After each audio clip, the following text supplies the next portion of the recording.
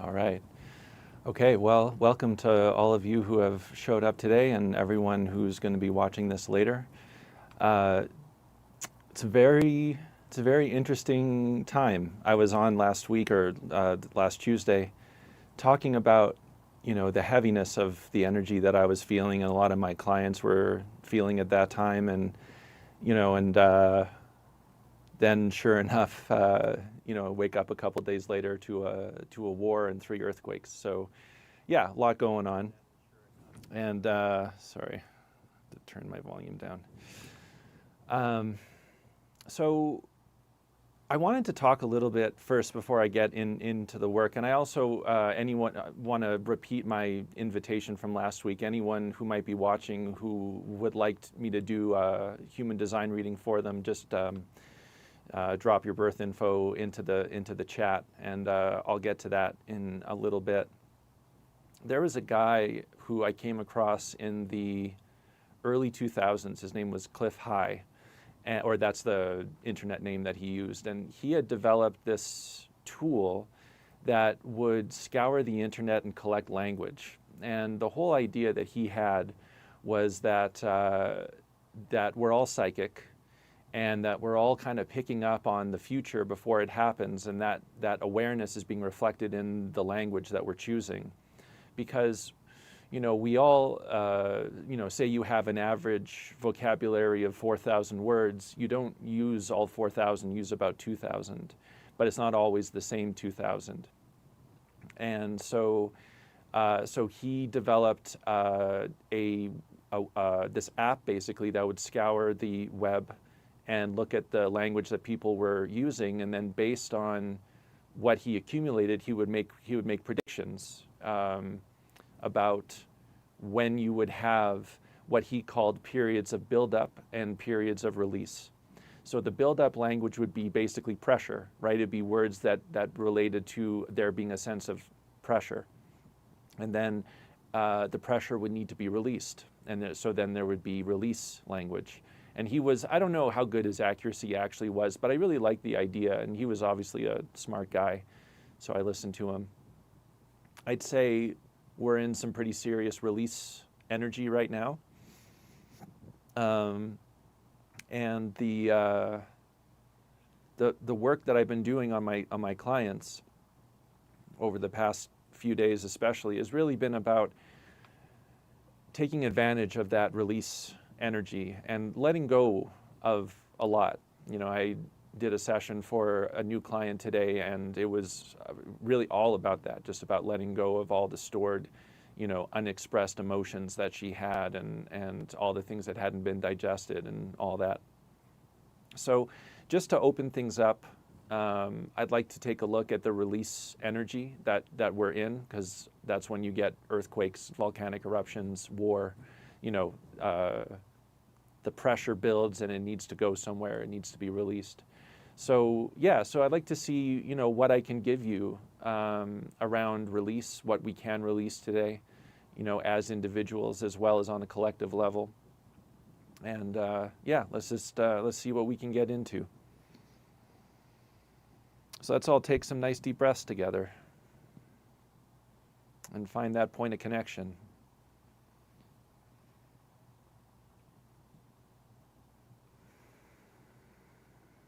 Yeah. So just the first thing that I'm going to be working on here has to do with just, clearing some things that are standing in the way. There's some very heavy suppressive energy. There's this thing that I've been working on too with a lot of my clients this past week about shifting perspective and about the reality of archetypes. I work a lot with tarot, and there was this book that I read on tarot, again, probably in the early 2000s. And the woman who wrote it, she was talking about all the tarot, all the cards in the tarot deck are archetypes. And that archetypes are a product of the angle of light. So, about, like, are you looking up, are you looking down? Your view of things is going to change based on your perspective. A rainbow can only form at 42 degrees. right? So the light has to be striking the water in the air at 42 degrees in order for there to be a rainbow. The tilt of the earth, creates the archetype of winter or summer, right? The kind of light, how it's entering the earth in the summertime gives us summer, and the wintertime gives us winter. These are archetypal expressions. This war that just began between Israel and Palestine, obviously it hasn't just began. It's been going on for a long time in some way, shape, or form. And you can see the people's response to it. People's perspectives are very fixed. No one's, everyone got very serious all of a sudden. And the thing that I was really wanting to bring to the awareness of my clients and anyone who's interested here tonight is when you start looking at things from the perspective that it's a spiritual war, that there's things being manufactured to harness our awareness and to focus it in a very specific way. And I don't know who's doing it. I don't know why they're doing it. I don't have those kind of answers. I don't think anyone does, or very few people do.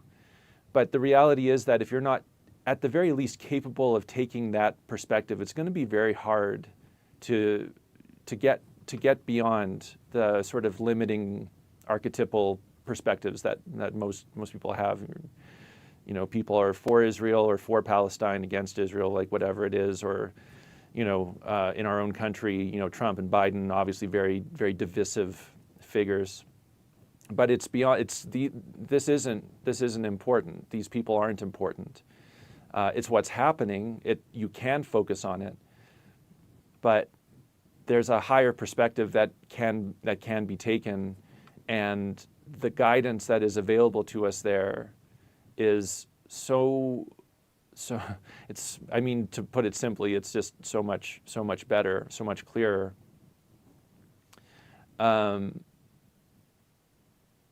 So there's something coming in, and it's very suppressive. So there's something that's not wanting people, and I don't know how many people are actually capable. When I'm talking about, what's the percentage of humanity, that's able to kind of transcend their dominant perspective. It might be a very low number. It might be 15%.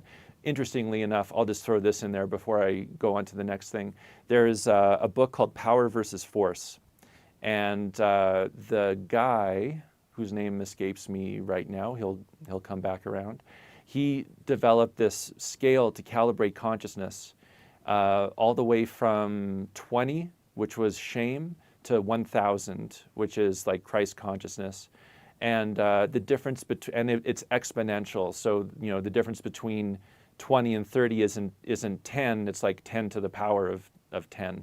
And so, like, as you go up, you become, infinitely more, not powerful, but you can have a greater impact. What he was getting at is that you don't really need a whole lot of people. You don't need a whole lot of people calibrating at 1,000. You just need like a handful to hold that frequency for the planet.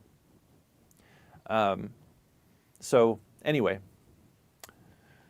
So for those of you who are watching and here, you can do it. You can shift that perspective. You can take a higher perspective, get above the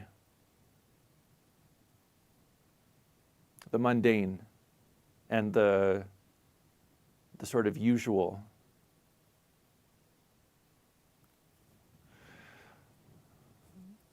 And there's like a blanket. And the thing with a blanket is, like, blankets are cozy. It's warm and it's comfortable. Like, it's designed to make you feel good, and to like relax you and calm you down. So there's a blanket on the consciousness of the planet, kind of keeping people where they are because it's comfortable. And it's kind of like getting out of bed when it's kind of cold and early and you don't, it's like staying in just feels so right, but you have to get up. You have to wake up. Like it's time to wake up. You got things to do. Got to get out from under that nice warm blanket.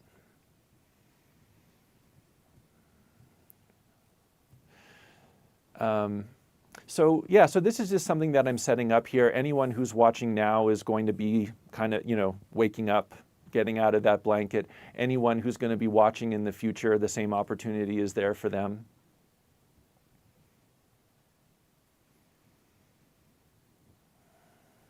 Yeah. And like I said, we don't need a whole lot.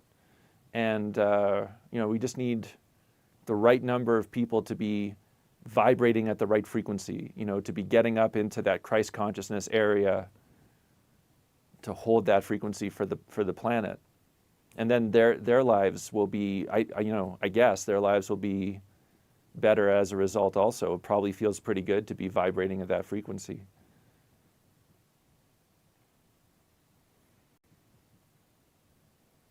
All right, there's something else coming in that we need to address before we can exit this part. Yeah, it's coming back to this spiritual war, right? The war for our consciousness, the war for our awareness, and that perspective being available, and what's there, what's there for us to actually see, and I don't know,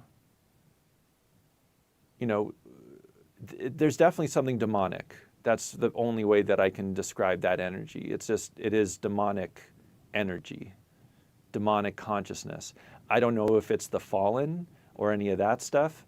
I don't get that kind of information. I just see what's there, and it just tells me what it is, and then we can work from that point.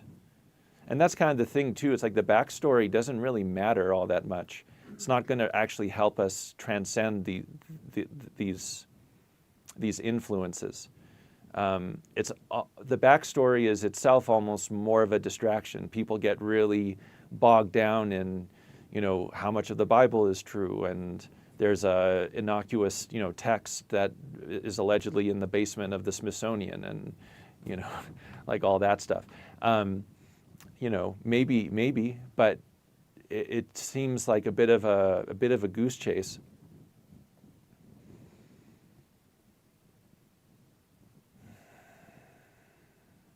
But whatever it is, we don't need it. We got our own challenges. The Earth is going through its thing. As a society, we're going through our thing. As individuals, we're going through our thing. The background energy is shifting. What used to be important is no longer important. Morals and ethics are in the process of shifting. And what people used to care about, they no longer care about. And there's a lot going on that we have to navigate, that we have to make it through. These things not helpful, not helping us. So there's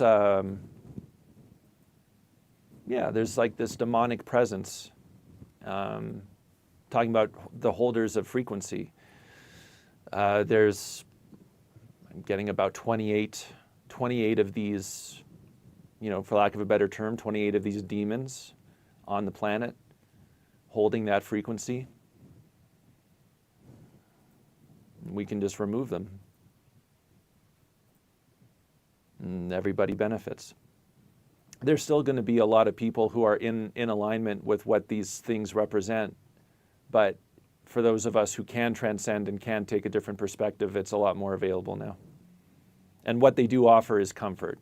That's not to say that comfort is inherently wrong, but it's very easy to compromise your integrity and your authenticity when there is the promise of a warm bed and a full stomach.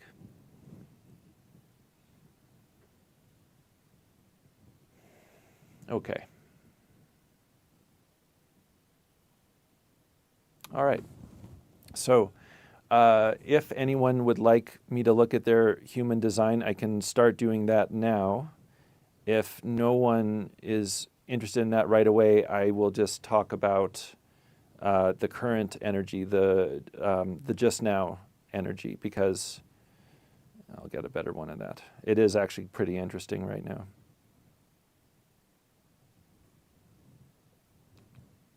All right, so let's just send this to John. He can load us up.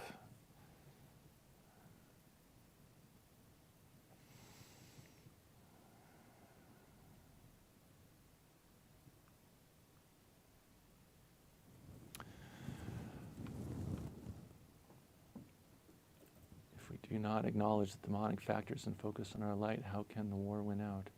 Yeah, we have to acknowledge. Well, we have to acknowledge, absolutely. Yeah. And I don't know if the war. So Dosi just posted. She just asked a very good question. You know, and it's basically like how can the war win out? Like what, I guess that it's a good question. Like what is the sort of end game here? Where are we all going with it? And what are we being held back from? And I guess again, like I don't really have an answer for that. It's just about releasing right now. We won't really know until we're on the other side of it what's actually there for us. It's really just about, getting past this point and doing it with as much style and grace as we possibly can. All right, John, did you get the screenshot I sent? Yes, I'm exporting it right now. Sweet.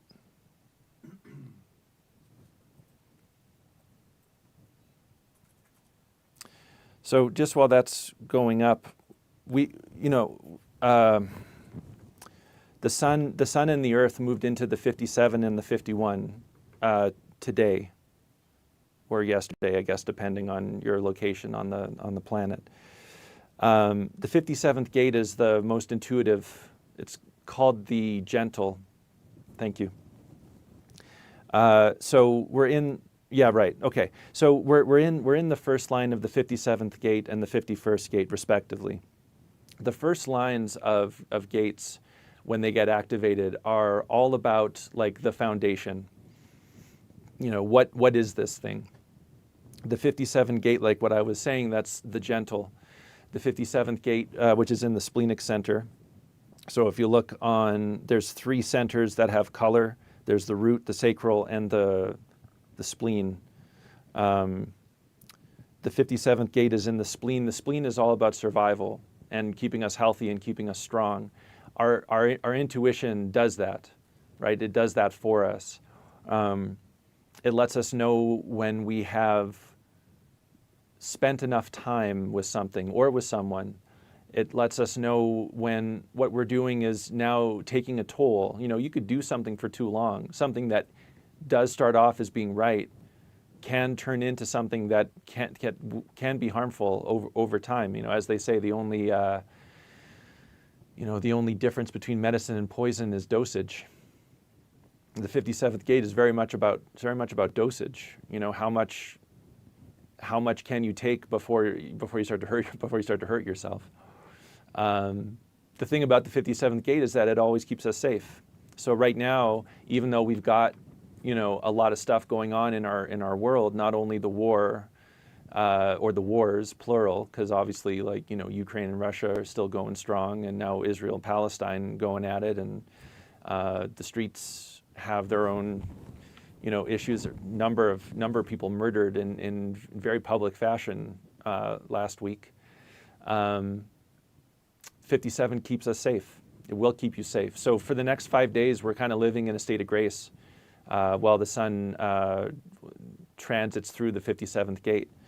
And it gives us the opportunity to build awareness on what does this even mean? Like, what does safety mean? What does security mean? For us as individuals. 57th gate is a very individual gate. It's not focused on the survival of the collective or the survival of the tribe. It's the survival of the individual. So yeah, real opportunity over the next 5 days, 6 days, while the sun transits the 57th gate, we get to get some awareness about how to keep ourselves safe, how to be secure. Things we might not really need anymore. We get a chance to purge. So again, there's some kind of release language coming up here. The 51st gate, which is where the earth is, so the sun, earth always move together. So the Earth is also in the first line. And the 51st gate is the gate of shock. So, things happen. Things happen when the 51st gate is being activated. And so, again, you can expect more surprises over the next 5 days with the Earth in the 51st gate. Right now, we're just getting the first wave. Probably when this Earth moves into the 5th line of the 51st gate, because that will be the sort of terminal point of that particular transit in 4 days' time, give or take. There will probably be another, some kind of event that will be disruptive. Gate of shock is necessary. It's about disruption. It's about initiation. I was talking about this last week, I believe, because whoever's chart I was reading, they had that channel, the 2551. So with our intuition being a bit keener than usual right now, we also are going to be tested. There will be disruptions, collectively as well as individually. So, take what comes and take it with that perspective, talking about shifting perspective. That sometimes to be woken out of bed, you need to, a good way to get you out of bed, good way to wake you up is to throw some cold water on you, or to be woken up by an earthquake, or, something that just, it gets you moving, because it's just time to get moving. When you have the 57 and when you have the sun in the 57 and the Earth in the 51, the incarnation cross is called the cross of penetration. So people born in this time of year, have a very keen intuitive process. They're very capable of getting to the truth of things, and the truth is often shocking. The truth is often upsetting, because it shakes you out of your foundations. It potentially shakes you to your core, and makes you question things that you used to hold true. Again, with the spleen being defined right now, there's a very real opportunity to let go of things that no longer serve. So those themes keep on coming up of just, release and purging, and just getting, moving on from things that have, that are no longer valuable.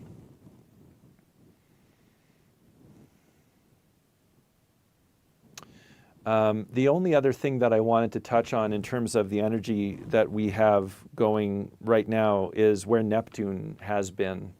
If you go down to the solar plexus, which right now isn't defined, so the spleen has the color, the sacral has the color, and then there's a center to the right of the sacral center that is open, has white. There's no definition, or left, I guess, depending on your perspective. But anyway, the white center, the one that doesn't have definition, that's on that bottom quadrant there.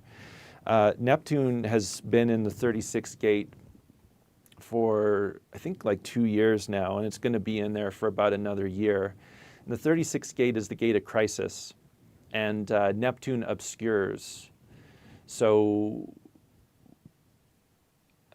there's something that, even though we're so very aware of all the things that are going on right now, there's a tremendous amount going on under the surface that that will be hidden for about another year, that will be concealed from conscious awareness. And so something to look forward to, I guess, in a certain way. But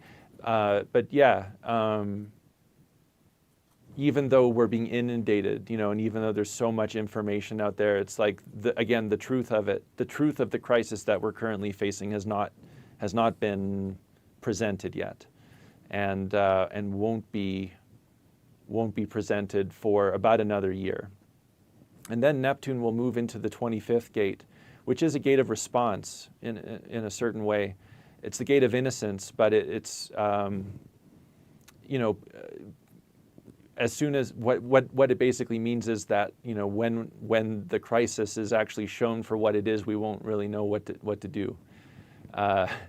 So should be interesting. 2024 is shaping up to be a very interesting year, most definitely.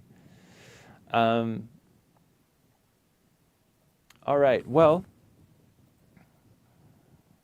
I might just keep this one short because I'm getting that there's no more work that I really have to do today, that whatever I've done is good, and there's no one who really wants a human design reading currently. John, how does that sound for you? Can we keep it at half an hour? Yeah, that one's good. Okay. Let's do that. Okay, sounds good. So yeah, thank you all for dropping in today, and for all of you who are watching it post-broadcast, and I'll be back again at my normal time, Tuesday at 6:30. So that they leave comments, and also if you want to do your human design, you're interested, leave it in the comments as well. Yeah. We can bring it up on another show. Yeah. If you want your design read, drop your birth info, and I'll get to it next time. Absolutely. Yeah. Thank you. Yep. And also for those of you watching, if there's something you want me to, if there's something that you want me to cover, if you ask me a question, I will have an answer because I have the cross of explanation. So anything that you want me to address in whatever way I can, please do drop that in the comments as well. So, all right. Well, thank you so much, and have a good evening.